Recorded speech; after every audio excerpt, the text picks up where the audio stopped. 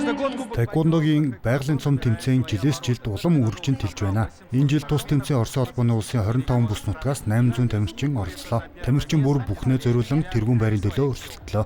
Бурятийн Таеквондогийн холбооны багвалчраас Ахмад хүртэлх олон тамирчнаас бүрдсэн томоохон баг бүрэлдэхүүнээ оролцууллаа. Сэтгэл санаа сайн байна. Ямар нэгэн байр эзлэхийг хүсэж байна. Яаж оролцоно гэж бодож байна? Спаррингууд чинь хэрхэн өрнөх бол? Миний спарринг сайн болно гэж бодож байна. Байгалийн цом тэмцээн энэ жил 22 дахь удаага зохион байгуулагдлаа. Тус тэмцээнд Дэлхий, Европ, Оросын аваргууд цугласан юм. Энэхүү тэмцээн Улаанбаатар хотын зөвлөлийн гишүүдийн дэмжлэгтэйгээр болдог. Байгалийн цом жилээс жилд улам том болж, өргөжин, оролцогчдын тоо нэмэгдэж, оролцож буй бүс нутгийн хүрээч өргөжж байна. Тамирчид өөрсдөд нь хэрэгтэй зүйлийг авч, ур чадвараа сайжруулж байгаа гэж бодож байна. Хамгийн гол нь энэ тэмцээний ялагч болно гэдэг маш нэр хүндтэй хэрэг юм. Энэ тэмцээнд оролцох хүсэлтэй хүн олон байдаг. Одоо ч ирсээр байна. Саяхан Грект Европын аварга шалгаруулах тэмцээнд дууссан. Тэнд маань тамирчин Мария Филатова хүрэл медаль хүртлээ. Мөн Европоос олон тамирчин шууд байгалийн цомд ирсэн. Учир нь удахгүй Монголд Азийн аварга шалгаруулах тэмцээн болно. Түүн зориулж тамирчдаа бэлтгэж байна. Тиймээс бүх тамирчин биеийн бэлтгэл сайтай бүгд Азийн тэмцээнд сонгогдохын төлөө хичээж байна. Өрсөлдөөн байна, ажиллалаар байна. Байгалийн цомын ялагчид спортын мастерын норматив биелүүлж байсныг онцлоё. Андрей Слепнев, середина земли, Бурятия.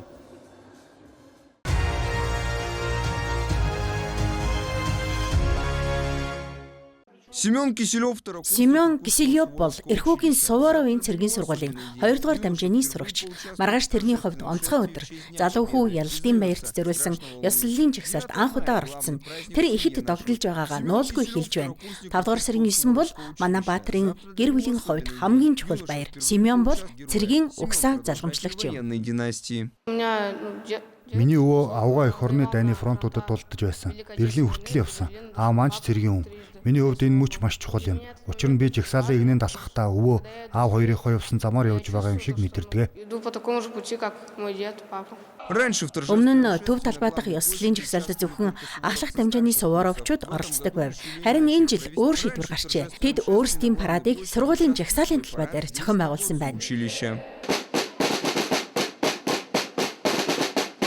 5 дугаар сарын 9-нд Суворовын сургуулийн жагсаалын талбайгаар анх удаа 5 дугаар ангиас 9 дугаар анги хүртэлх бүх сурагчид алхлаа.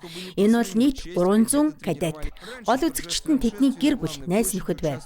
Нэр төрөө гутаахгүй тулд кадетууд хэдэн 7 хоногийн турш бэлтгэл хийж алхан бүрээ ягштал давтжээ. Бид энэ сургуулийнхаа баярын жагсаалд Суворовчуудаа 100% оролцуулж байна. Тиймээс бэлтгэл сургуулалтаа өөрчилж шаардлага чангатгсан. Учир нь бидэнд хугацаа маш бага байсан юм. Баярын жагсаалаас гадна 5 дугаар сарын 9-ний тохиолдуулан Суворовын сургуульд ялалтын цээж бичиг зохион байгуулж, сургуулийн байруудын цонхыг баярын өнгө аясаар ёслол төгөлдөр чимгэлсэн байна. Кадетууд жагсаалаараа түүхэнд хандаж байгаа хүндэтгэлээрээ ялалтын баяр бол тэдний хувьд зүгээр нэг өдөр биш, харин өвөг дээдсийнхэн өргөсөн тангаргийн үргэлжлэл гэдгийг харуулж байна. Специально для программы новости.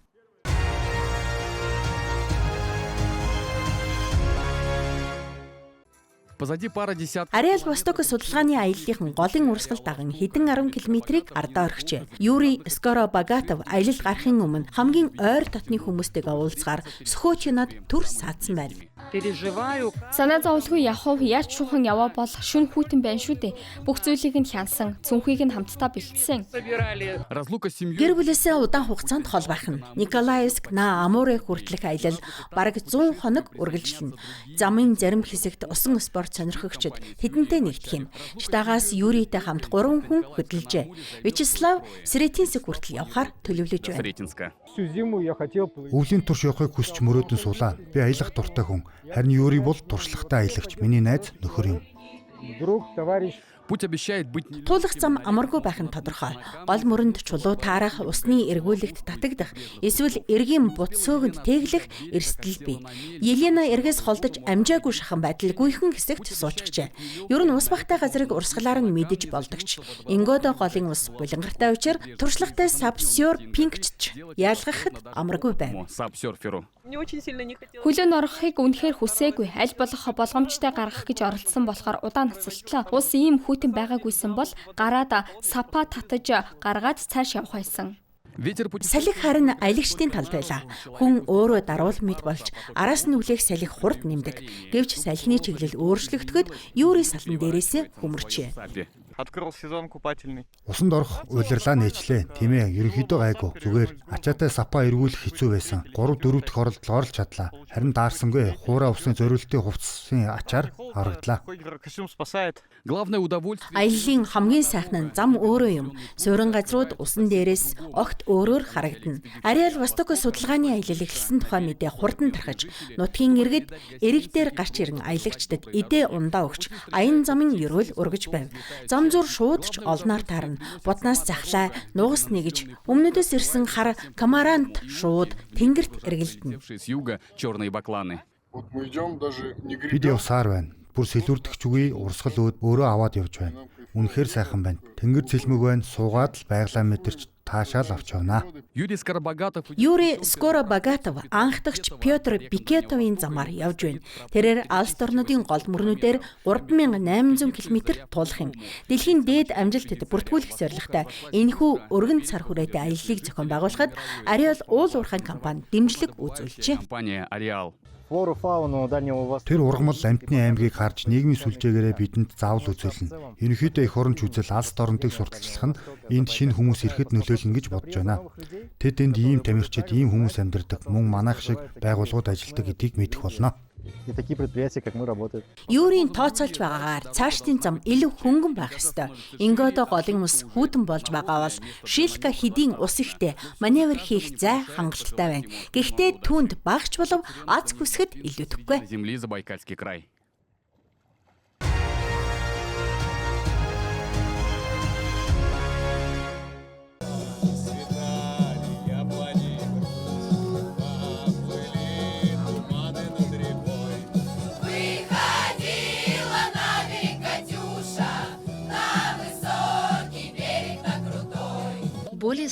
Ялалтын талбайд Екатерина нэртэй 100 гаруй бүсгүй домогт Катюша дууг дууллаа. Матвей Балантер, Михаил Исаковский нарын бүтээл болох дэлхийд дахинд алдартай энэ дуу нь агуу дайны жилүүд дэх зөвлөлтийн ард түмний сэтгэлийн хад төсвөр төвчээрийг илэрхийлдэг. Тиймээс ч Катюша дууг хамтран дуулахар шийдсэн нь санамсаргүй хэрэг биш юм. Үүндээ энэ санаа олон нийтийн сүлжээнээс төрсөн юм. Ямар нэг зүйлийг 100-аар нь цуглуулж байна, эсвэл өөр нэртэй хүмүүсийг нэгтгэж байна гэдгийг ажигласан юм. Гэхдээ тэр бол ердөө л цуглуулах, хаа нэгтээ сууж уулзах төдий санаанууд байсан. Харин миний санаа илүүтэйгээр нэгтгэх, илүү их оронч агуулгатай юм. Тиймээс яг Катя нар Катюша дууг дуулаасаа гэж хүссэн. Өмнө нь ийм зүйл болж байгаагүй. Интернетээс хайж үзсэн. Үнэхээр өмнө нь байгаагүй юм билээ. Катюшаг бүгд дуулж байсан. Харин Катюша нар өөрсдөө дуулж байгаагүй юм шүү. Энэхүү арга хэмжээ янз бүрийн насны Катя нарыг нэгтгэлээ. Ялалтын талбайд бяцхан Катюша нараас эхлээд дунд булан Ахмад насны Екатерина нарч хүрэлцэн иржээ. Тут такая атмосфера.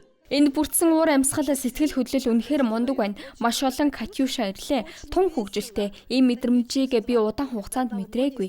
Зохион байгуулагчид үнэхээр сайн ажилласан. Би ийм зүйл болно гэж огт төсөөлөөгүй. Дуу бол дуу шүү дээ. Бид өмнө нь өөрийнхөөрөө дуулдаг байсан ч юм шиг. Харин энэ дуунд шинэ амьдрал, шинэ эрч хүч орж байна. Үнэхээр гайхалтай. Вливается в эту песню. Очень здорово.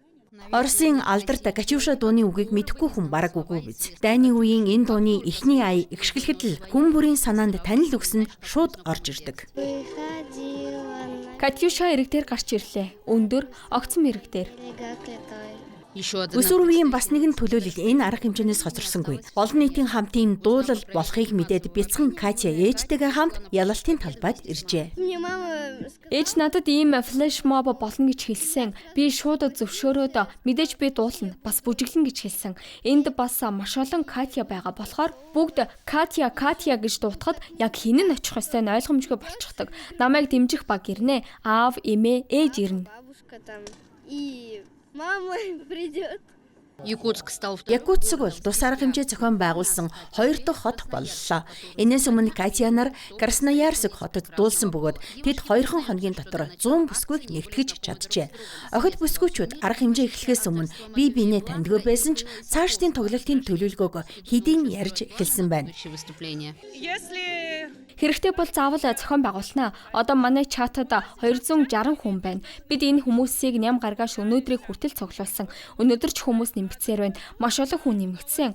2 хоногийн дотор бид 150-аас 160 орчим хүнийг цуглуулж чадсан. Би Константины бичлэгийг интернет нийгмийн сүлжээнээс хараад манай хотод ч бас энэ сайхан флешмоб болоосэй гэж маш их хүссэн.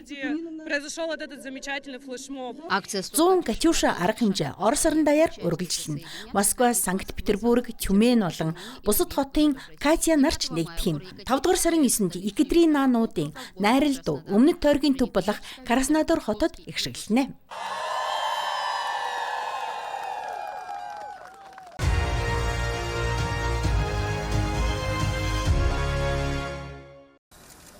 Роботууд болон хүмүүс уулын шаталсан талбайд мөр зэрэгцэн цай түүж байна. Энэ бол шинжлэх ухааны уран зөгнөлт киноны хэсэг биш. Харин Бээжин хотын ардын засгийн газар Хятадын медиа корпорац болон бусад байгууллагын зохион байгуулсан хүн дүрст роботуудын дэлхийн наадам 2026-гийн урьдчилсан шат юм. Саяхан эдгээр хүн дүрст роботууд хагас марафонд хурд сорж байсан бол одоо 7 хоногийн бэлтгэлийн дараа цай түүх, тээвэрлэх, боловсруулах ажилд оролцож байна. Эдгээр төхөөрөмжийн ард ажиллаж байгаа инженеруудын хувьд энэ нь хэрэглээний шинэ хувилбаруудыг турших боломж болжээ.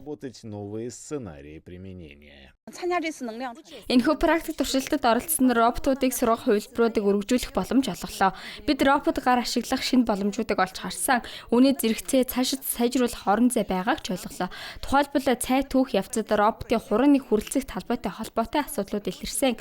Бид хүн дүрст роботуудыг бодит хэрэглээнд бэлтгэхийн тулд бүтээлээ үргэлжлүүлэн сайжруулж оновчтой болгоно. Атгах навц түүхэд ашиглаж байгаа технологийн ачаар инженерүүд шууд утгаараа талбай дээр хийсэн туршилтын үеэр их хэмжээний мэдээлэл цуглуулсан бөгөөд технологи цаашид улам боловсронгуй болгоно гэж мэдэгдэж байна. Оролцогчдын хэлж байгаагаар энэ төсөл цайны салбарт ч ажиллах хүчний хомсдлыг шийдвэрлэх, цай үйлдвэрлэлийн уламжлалт аргыг хадгалах шинэ боломж нээжээ. Анх удаа роботтой хамт цай түүж боловсруулах нь маш содон мэдрэмж байлаа. Роботуудад сайжруулах зүйлс одоо ч бий.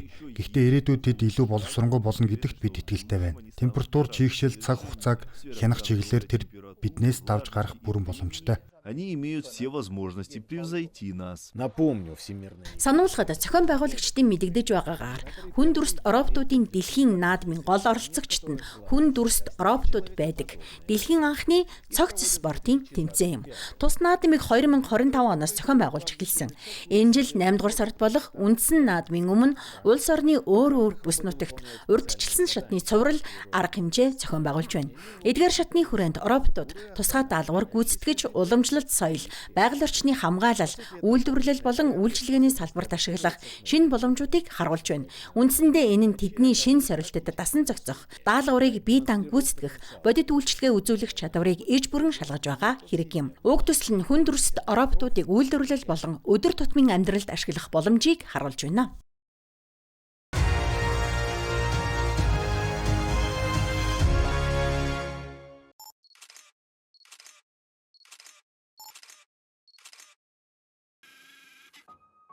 Китайский аниматор и режиссер Хятадын аниматор, найруулагч Сун Сици уран бүтээлдээ хувийн дурсамжаас ихэвчлэн санаа авдаг.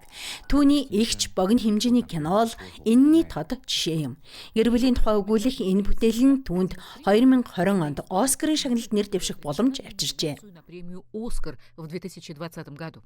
Игч кинон дээр ажиллаж байхдаа энэ кино хэр хол явж чадах талаар би огт бодож байгаагүй. Надад өөрийн гэсэн хувийн түүх байсан. Би түүнийг кино болгохыг бас өөрийн туулсан дуршлаг ямар байсныг хадгалж үлдэхийг хүссэн. Киногоо дуусгаад янз бүрийн наадам өөрөөр үзэгчдэд үзүүлсэний дараа олон орны янз бүрийн дуршлагтай хүмүүс энэ кинотой хэр хүчтэй холбогдож мэдэрснээ надад ярьж байсан нь үнэхээр сонирхолтой санагдсан. Энэ нь надад их урам өгсөн. Это было действительно обнадеживающе. Ийм кино бүтээж, ийм хол аялж, өөрөөр соёлтой танилцах боломж олгодог таны нууц юу вэ? С разными культурами.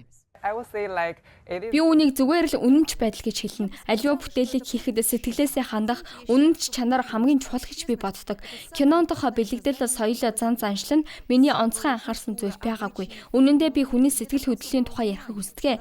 Энэ бол гэр бүл, аялал, нүүдэл, цагаачлал, цагаачдын уламжлалын тухай түүхүүд. Харин эдгээр гол мэдрэмж нь олон янзын соёлын хүмүүст хүрч чаддаг. Самых разных культур. Анимацаас кино бүтээх салбар руу шилжих явцдаа сун стоп кадр техникээр өөрийгөө илэрхийлэх өөрийн гэсэн арга барилаа айжмаар олжээ. Так что же так? Кино бүтээх энэ арга техникт таныг татдаг зүйл нь юу вэ? Что привлекает вас? Би өөрийн аргаараа юм бүтээхэд үнэхээр дурлсан. Дараа нь анимац, тэр дундаа стоп motion анимацийг нээж олсон. Энэ нь төслөх урлаг болон түүх өгүүлэхийг хослуулах төгс хэрэгсэл юм.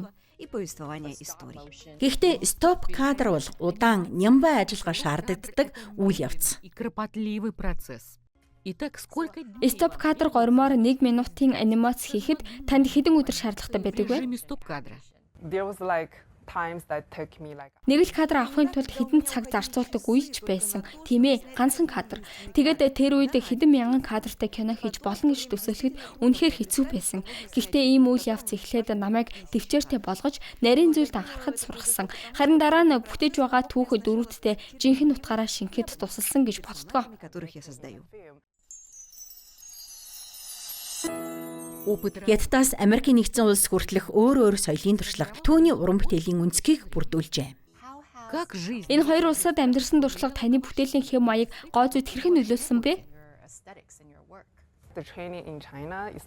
Хятадд ялангуяа төв дүрслэг хурлын академид суралцсан надад дүрслэл гоо зүйн суурь мэдлэг өгсөн. Харин дараа нь анимац судлахаараа Калифорнид очиход тентхийн орчин үнэхээр нээлттэй байсан бөгөөд өөрийн дуу хоолойг хайхад намайг урамшуулсан гэж боддог. Энэ хоёр туршлага нийлээд миний өнөөгийн бүтээл ямар хаагддгийг бүрдүүлсэн гэж бодож байна. Сформировали то, как выглядит моя работа сейчас.